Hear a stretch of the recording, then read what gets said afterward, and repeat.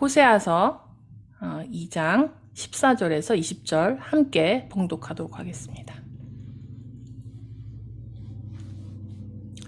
14절입니다. 그러므로 보라, 내가 그를 타일러 거친 들로 데리고 가서 말로 위로하고 거기서 비로소 그의 포도원을 그에게 주고 아골 골짜기로 소망의 문을 삼아주리니 그가 거기서 응대하기를 어렸을 때와 애굽 땅에서 올라오던 날과 같이 하리라. 여호와께서 이르시되 그날에 내가 나를 내 남편이라 일컫고 다시는 내 바알이라 일컫지 아니하리라. 17절입니다. 내가 바알들의 이름을 그의 입에서 제거하여 다시는 그의 이름을 기억하여 부르는 일이 없게 하리라.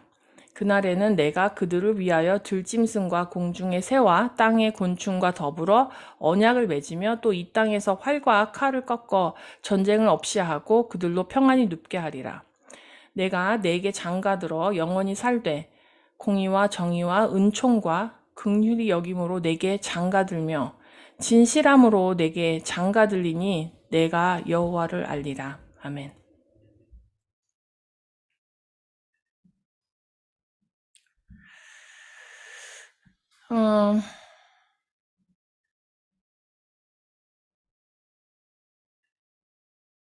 성도 여러분, 저번 주에 드린 말씀이 우리가 신앙생활을 잘못하는 것을 너무 적나라하게 지적하는 내용이어서 제 마음이 한 주간 좀 불편했습니다.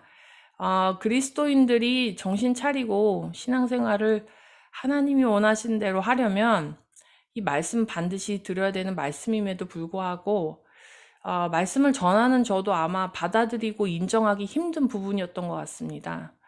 우리가 무엇을 잘못하고 있는지 깨닫지 못하는 절망적인 죄인들입니다. 게다가 잘못된 것을 지적을 받으면 이 회개보다는 반항심이 드는 사람들이죠.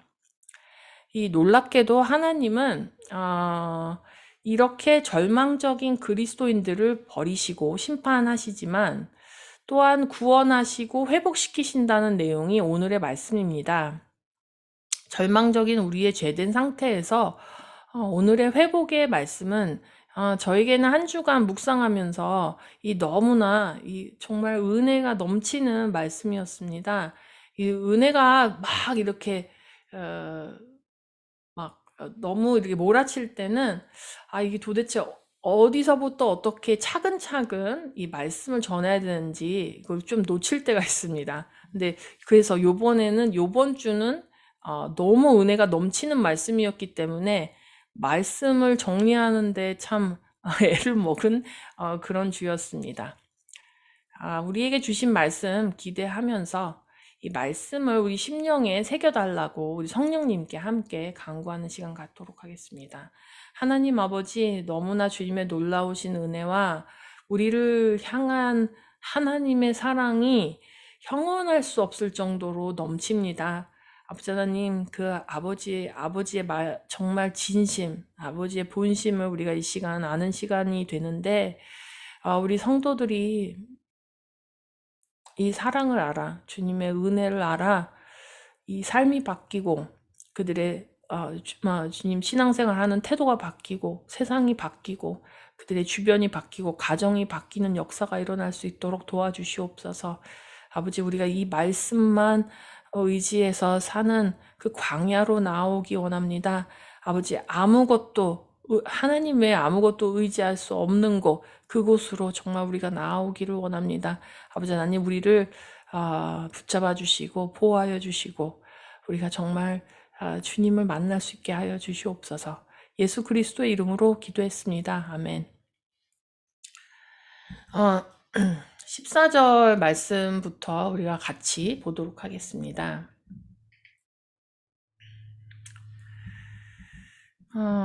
오늘의 주제는 정혼자라는 주제입니다. 우리가 함께 14절부터 살펴보도록 하겠습니다.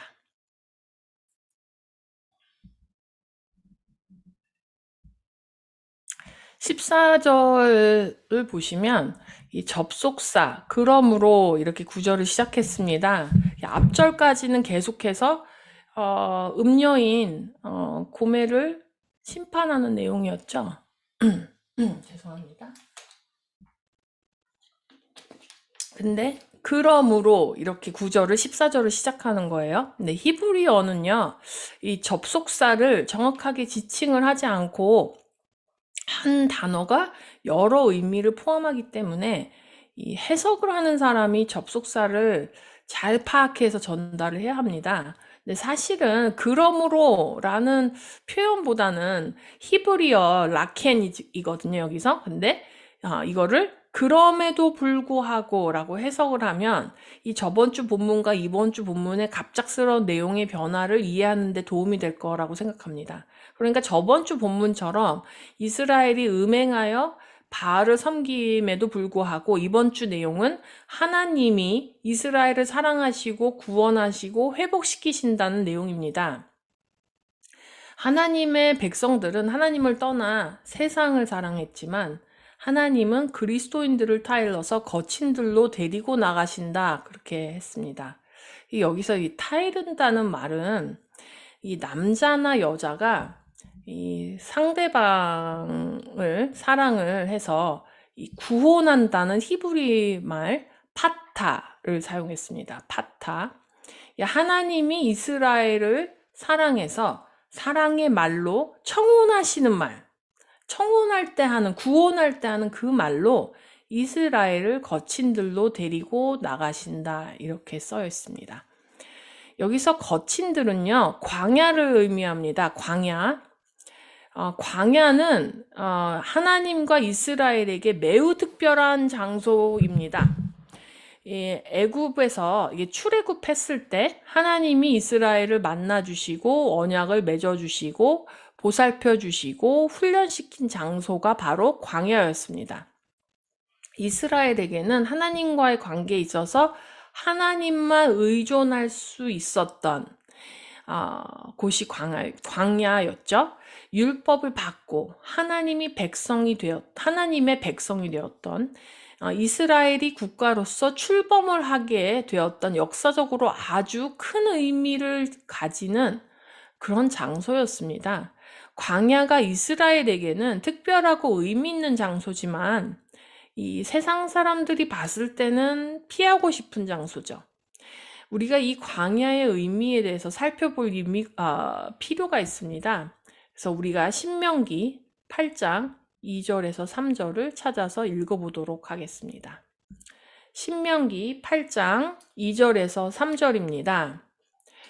내 하나님 여호와께서 이 40년 동안에 내게 광야를 걷게 하신 것을 기억하라. 이는 너를 낮추시며 너를 시험하사 내 마음이 어떠한지 그 명령을 지키는지 지키지 않는지 알려 하심이라. 너를 낮추시며 너를 줄이게 하시며 또 너를 알지 못하며 내 조상들도 알지 못하던 만나를 내게 먹이신 것은 사람이 떡으로만 사는 것이 아니요 여호와의 입에서 나오는 말씀으로 사는 줄을 내가 알게 하려 하심이라.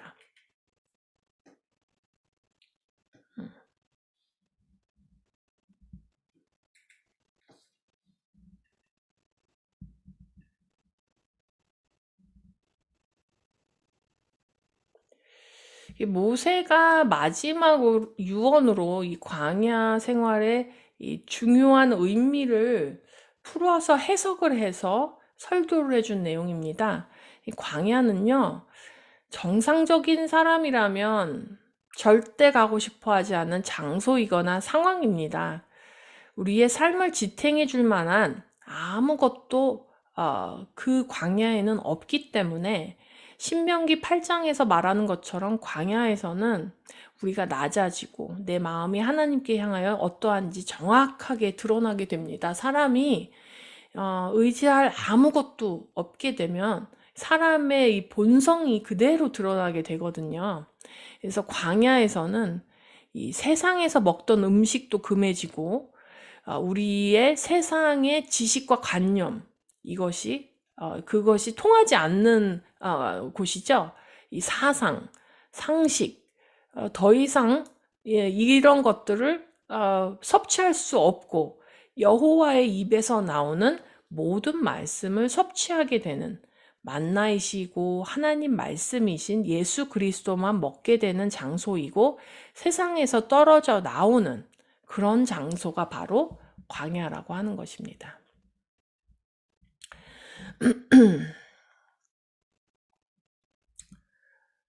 하나님이 이스라엘 백성을 가나안 땅으로 인도하시기 전에 이스라엘이 광야에서 생활을 하고 거기서 이제 만나를 먹었죠. 그랬던 것처럼 오늘 호세아 2장 후반에 나오는 온전한 회복을 이루기 전에 하나님은 음행한 고멜과 같은 우리들 이스라엘을 거친 들 광야로 데리고 나가시는 것입니다.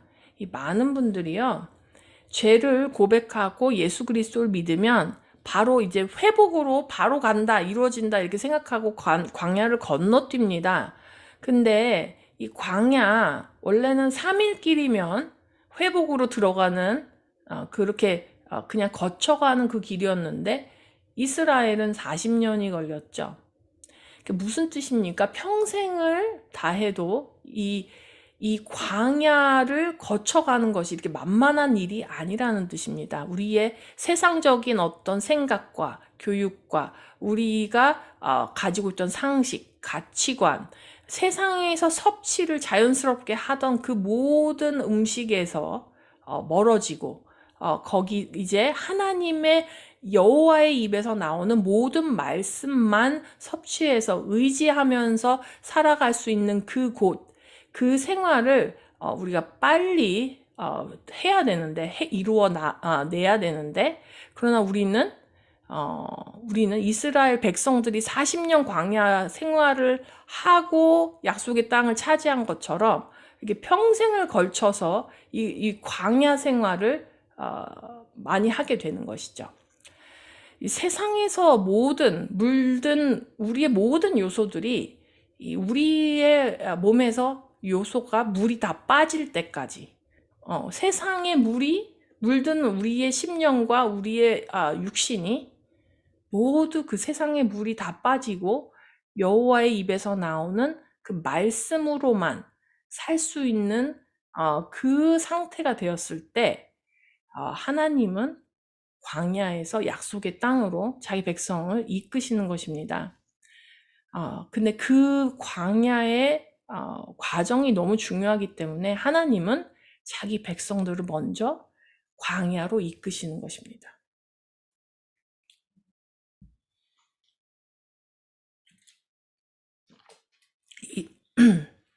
광야의 과정이 얼마나 중요하던지 하나님은 이스라엘 7절기 중에서 초막절을 정해 놓으셔서 1년에 7일은 무조건 반드시 모든 이스라엘 백성이 남녀노소 할 것 없이 광야 생활을 하도록 정해 놓으셨습니다.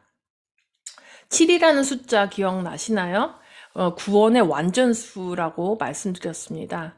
우리가 이 7일, 1년의 7일은 광야 생활을 하는 요 절기에 대해서 레위기 23장 42절, 43절을 읽도록 하겠습니다. 레위기 23장 42절, 43절입니다. 너희는 이래 동안 초막에 거주하되 이스라엘에서 난 자는 다 초막에 거주할지니 이는 내가 이스라엘 자손을 애굽 땅에서 인도하여 내던 때에 초막에 거주하게 한 줄을 너희 대대로 알게 함이니라. 나는 너희의 하나님 여호와이니라. 자, 초막절은 무엇을 의미합니까? 우리가 믿음 생활할 때 이 광야에서 하나님만 전적으로 의지하던 것을 기억하고 다시 돌아가고 다시 한 번 더 돌아가야 된다는 것, 그것을 알려주는 것입니다. 초막절 7일 동안 이스라엘은 다시 한번 온전히 하나님만 생각하고 하나님만 사랑하고 하나님만 의지하는 정결함 그리고 거듭남을 회복하는 것입니다. 오늘날 우리 그리스도인들에게도 하나님이 광야로 불러내실 때가 있습니다. 우리는 본성 자체가 교만하고 죄된 습성이 강해서 알고 있으면서 세상에 물들어서 해이하게 신앙생활하고 하나님만 의지하여 사는 것이 어떻게 보면 불가능할 때가 아주 많죠. 하나님은 그럴 때마다 우리를 사랑하시기 때문에 우리가 의지하던 것들, 우리가 사랑하던 것들, 그런 것들 흐트러 놓으시고 아무것도 없는 광야로 이끄십니다. 그리고 그 광야에서 예수 그리스도이신 만나만 먹이시는 것입니다. 거기서 하나님의 말씀만 먹이시는 것입니다. 사람은 이상하게 잘 나갈 때는 말씀을 볼 시간이 없고 예수 그리스도를 섭취할 시간이 없습니다. 하나님이 나를 낮추시며 줄이게 하실 때 비로소 하나님 말씀에 귀를 기울이고 예수 그리스도를 찾는다는 것입니다. 그런데 이 방법보다 더 좋은 것은요, 우리가 스스로 영적인 초막절을 지키는 것입니다. 우리가 스스로 애국과 같은 세상에서 나와서 스스로 하나님의 말씀을 묵상하고 하나님의 말씀을 사모하고 오직 예수 그리스도의 양식만 먹는 것이 우리가 초막절을 지키는 의미라고 하겠습니다. 이제 본문 15절로 이제 넘어가겠습니다. 넘어가 보면 광야에서 아골골짜기로 소망의 문을 삼아 주신다, 이런 말이 나옵니다. 아골골짜기로 소망의 문을 삼아 주리니, 이것이 무슨 뜻일까요? 아골골짜기는 여호수아와 이스라엘 백성이 여리고성 함락 후에 아이성을 공격했을 때 아간의 죄 때문에 아이성 전쟁에서 실패한 사건에서부터 비롯됐습니다. 여리고성을 함락시킨 후에 하나님이 성 안의 모든 물건은 여호와께 바치라고 이렇게 명령을 하셨는데, 아간이라는 사람이 하나님 명령을 어기고 신할산 외투와 은 200세겔, 금덩이 50세겔을 훔쳤죠. 그래서 하나님이 진노하셨습니다. 그래서 이런 이유 때문에 여리고성보다 훨씬 작은 아이성에서 이스라엘 백성들이 패배하게 된 것입니다. 그리고 아간은 이 돌로 쳐서 죽고 훔친 물건도 돌로 치고 모두 불사르고 그 위에 돌무더기를 크게 쌓은 그 곳이 오늘 나오는 아골골짜기입니다. 아골 하면 히브리어로 근심의 골짜기라는 뜻입니다. trouble이라는 뜻이에요. 근데 하나님이 죄와 죄에 대한 심판의 상징이었던 아골골짜기를 소망의 문으로 바꿔주신다고 합니다. 그런데 한국말로 소망의 문이라고 하니까 좀 모호하고 마음에 탁 이렇게 안 와닿죠? 이 소망이란 단어는요, 히브리어로는 티쿠아라는 단어를 사용했습니다. 이 티쿠아라는 단어는요, cord, 그러니까 밧줄이라는 의미가 있습니다. 신기하죠? 소망인데 cord, 밧줄, line, cord, 뭐 이런 의미가 있는 거예요.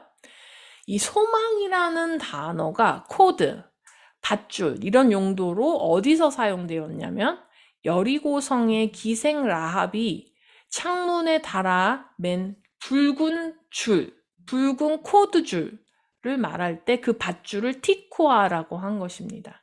이 여호수아서 2장 21절 찾아서 읽도록 하겠습니다. 라합이 이르되 너희의 말대로 할 것이라 하고 그들을 보내어 가게 하고 붉은 줄을 창문에 매니라. 아멘. 이 기생 라합에게는 여호수아가 창문에 표시로 매달라고 한 붉은 코드가 구원의 소망이었던 거죠.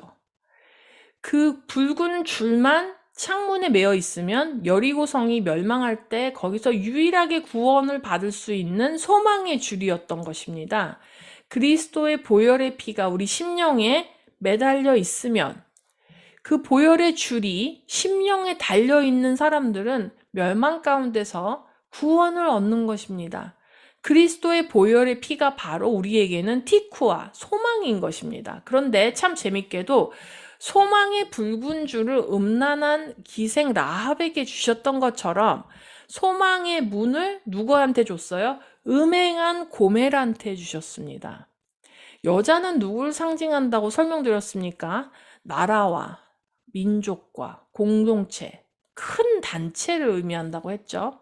온 세상 나라와 민족과 공동체는 그냥 우리가 생각하는 여자가 아니라 음행하고 음란한 기생 라합과 고멜입니다. 그런데 하나님은 거기서 끝나는 것이 아니고 소망의 붉은 줄, 그리고 소망의 문이신 예수 그리스도를 음란한 라합과 고멜과 같은 나라와 민족과 교회에 허락해 주시는 것입니다. 참 놀랍고 신비로운 복음의 메시지 아닙니까? 16절부터는 하나님이 광야에서 정결하게 되고 새롭게 된 고멜과 같은 이스라엘과 결혼하는 내용이 나옵니다.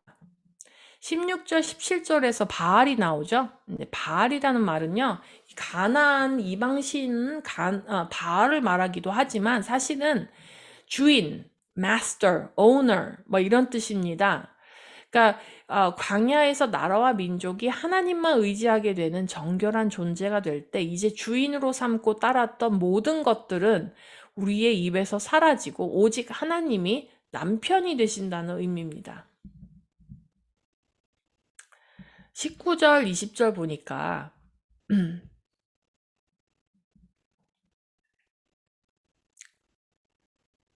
호세아가 이미 고멜에게 장가를 둔 후이고 음행한 고멜과 이혼장까지 써서 버린 후인데 내가 내게 장가든다 라는 표현을 했습니다.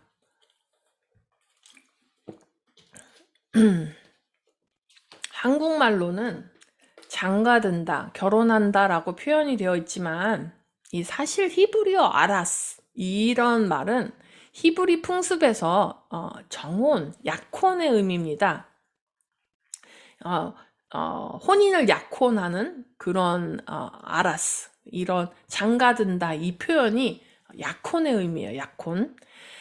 유대인들은요 결혼에 앞서서 정혼이라는 절차를 밟았습니다. 신랑과 신부는 양가 부모의 동의하에 정혼을 합의하는데 이 정혼의 법적 효력은 이 우리가 생각하는 약혼의 개념보다 훨씬 엄격했습니다. 정혼한 순간부터 두 사람의 혼인 관계가 이미 법적으로 효력이 있고 이것을 파기하려면 법적 절차를 밟아야 했습니다.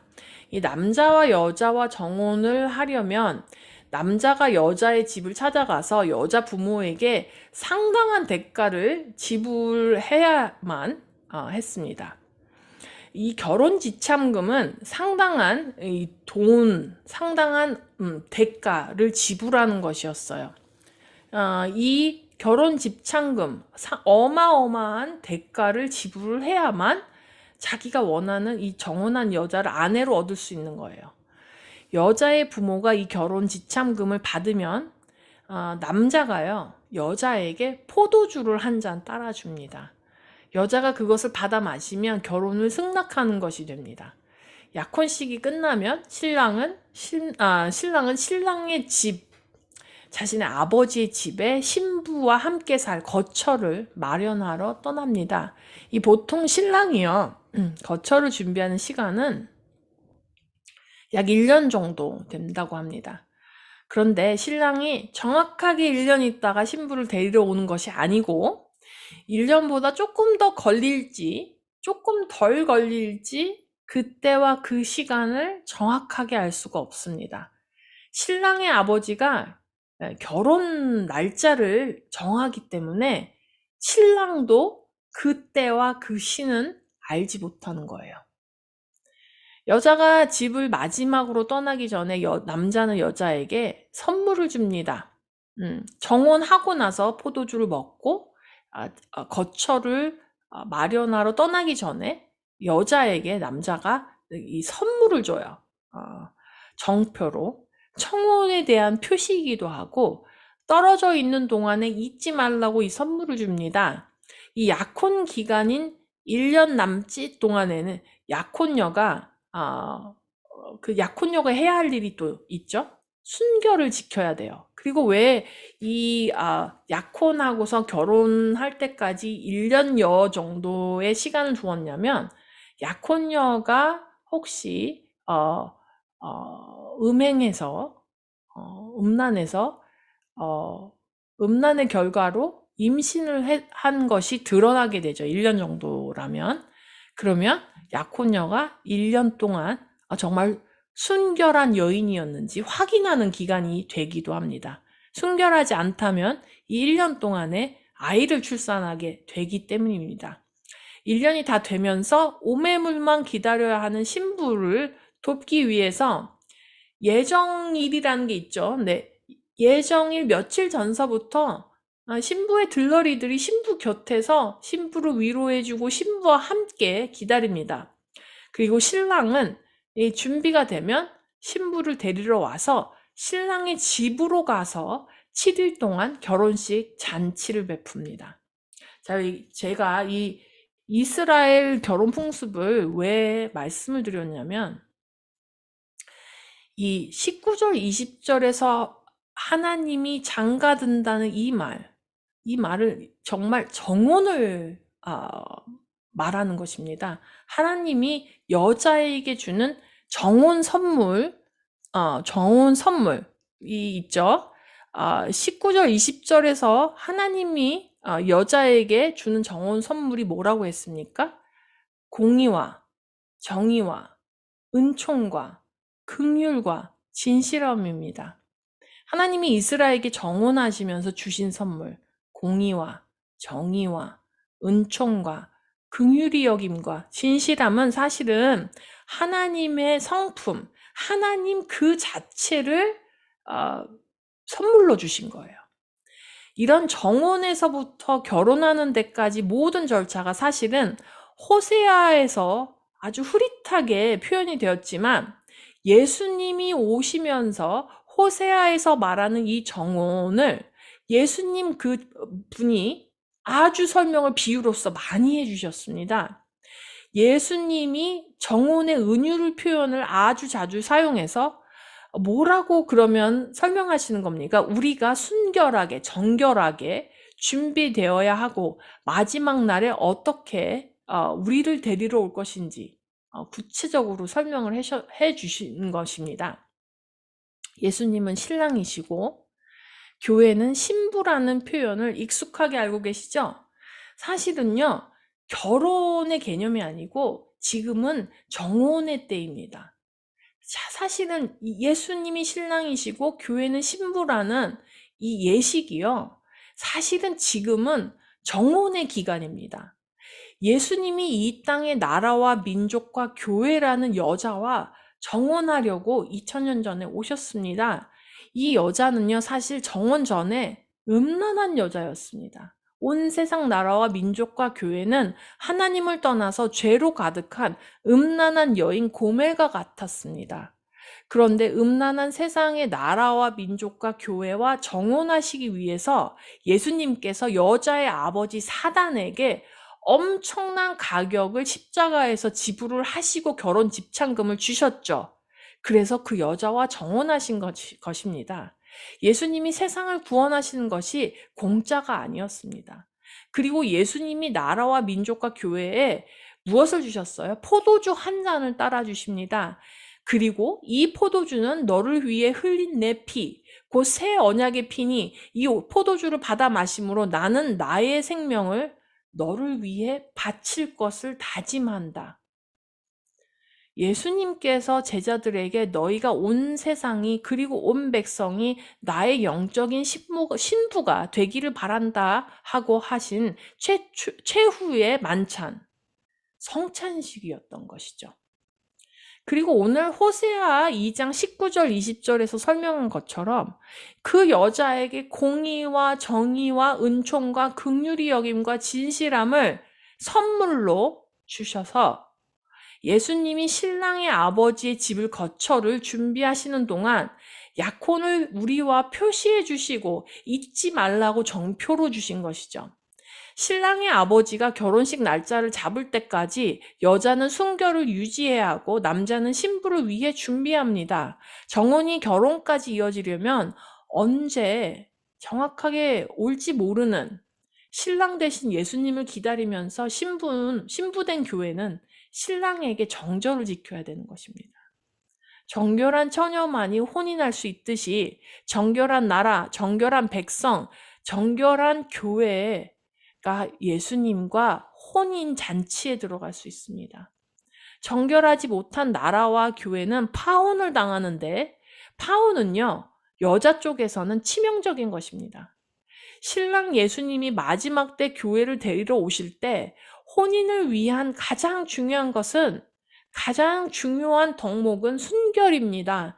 예수님과 새 언약으로 결혼을 하려면 나라와 교회가 정결하고 거룩해야 하는 것입니다. 그리고 하나님이 20절에 말씀하시기를 내가 여호와를 알리라 하셨습니다. 안다, 안다라는 뜻의 히브리어 야다입니다. 히브리어 야다는요, 부부 사이의 긴밀한 관계에서 서로를 깊이 알고 이해한다는 단어입니다. 부부는 가릴 것이 없죠. 부부는 그 알몸을 보는 그런 아주 긴밀하고 아주 인티메트한 그런 관계입니다. 킹 제임스 버전 성경에서 아담이 아내 이브를 알았고 이브가 가인을 낳았다 이렇게 번역이 되어 있는데 여기서 아담이 이브를 알다, 야다했다 이렇게 쓰여 있습니다. 부부 사이에서 아주 긴밀하고 친밀하고 아무것도 가릴 것이 없고 격이 없고 숨길 것이 없는 그런 관계를 야다라고 하는 것입니다. 그런데 여호와가 진실함으로 믿음의 공동체와 정원하실 때 그리스도인들이 하나님과 어떤 관계가 된다고요? 하나님과 야다하는 관계가 된다는 것입니다. 우리 에스겔서 31장 같이 읽어보고 마치도록 하겠습니다. 에스겔서 31장입니다. 그러나 그날 후에 내가 이스라엘 집과 맺을 언약은 이러하니 곧 내가 나의 법을 그들의 속에 두며 그들의 마음에 기록하여 나는 그들의 하나님이 되고 그들은 내 백성이 될 것이라 여호와의 말씀이니라. 그들이 다시는 각기 이웃과 형제를 가르쳐 이르기를 너는 여호와를 알라 하지 아니하리니 이는 작은 자로부터 큰 자까지 다 나를 알기 때문이라. 내가 그들의 악행을 사하고 다시는 그 죄를 기억하지 아니하리라. 여호와의 말씀이니라. 여호와 하나님을 긴밀하고 친밀하고 아무 가리는 것 없이 아무 숨김 없이 언약의 주 여호와 하나님은 구원의 주, 사랑의 주, 은혜와 자비의 주 하나님을 이런 부부처럼 이해하는, 야다하는 관계가 된다는 것입니다. 오늘 말씀 정리하겠습니다. 하나님은 우리를 사랑하셔서 끝까지 포기하지 않으시고 광야로 이끌어 주실 것입니다. 인생의 광야에서 우리는 하나님만 의지하는 것을 배울 것이며 또 나아가서 초막절을 지킨 유대인처럼 우리도 정기적으로 광야로 돌아가서 거기서 정결해지고 하나님을 다시 만나고 의지할 것입니다. 여기서 아골골짜기가 여리고 기생 라합에게 주어졌던 붉은 줄과 같은 희망의 문으로 변할 것이며 다시는 우리가 하나님 외에 다른 것들을 주인으로 삼지 않을 것입니다. 하나님은 예수 그리스도를 보내셔서 사단에게 사망의 값을 보혈로 치르셨고 나라와 교회와 정혼하셨습니다. 우리는 정혼 선물로 하나님의 공의와 정의와 은총과 긍휼함과 진실함을 선물로 받았고 우리는 예수님이 교회를 데리러 오실 때까지 정결한 신부로 거룩한 삶으로 정결을 지킬 것입니다. 그리고 하나님을 온 세상의 믿음의 백성이 되어서 이 하나님을 우리가 야다할 것입니다. 우리가 예수님과 정혼된 자들로서 이 말씀 붙들고 살게 해달라고 간구하시겠습니다. 기도 후에 축도하고 오늘 예배를 마치도록 하겠습니다. 하나님 아버지, 오늘 우리에게 이렇게 귀한 말씀, 소망의 말씀, 우리에게 구원의 말씀, 우리를 향한 이 구원의 계획을 더욱더 구체적이고 선명하게 알려주신 주님의 은혜에 감사드립니다. 주님, 우리 성도들이 이제 세상으로 나아갈 때 아버지 하나님, 그들 정원한 관계에 있는 것을 기억하게 해주시고 우리 교회가 우리 민족과 우리 온 나라가 예수님과 정원한 자로서 아버지 정말 주님께서 주시는 정의와 공의와 긍휼히 여기심과 진실함을 우리가 그 약속 표징으로 받아서 아버지 정말 세상 끝날까지 예수님 다시 우리를 데리러 오실 그 날까지 우리가 정말 주님께 충성을 다하 바치고 주님께 정결하게 정말 주님 그렇게 거룩하게 우리 삶을 구별해서 살아드리는 아버지 그러한 정말 우리 백성들이 될 수 있도록 도와주시옵소서. 이제는 우리를 사랑하시는 하나님 아버지의 무한하신 그 사랑하심과 예수 그리스도의 그 정말 구원하시는 그 자비하심과 은혜로우심 그리고 성령 아버지께서 우리와 우리 성도들과 교제하시고 우리를 인도하심이 오늘 이곳에 모여서 함께 예배하는 오픈함스 교회 모든 성도들 위해 지금부터 영원까지 함께 하시기를 간절히 축복합니다. 아멘. 한 주간도 평안하시고 다음 주에 뵙도록 하겠습니다. 안녕히 계세요.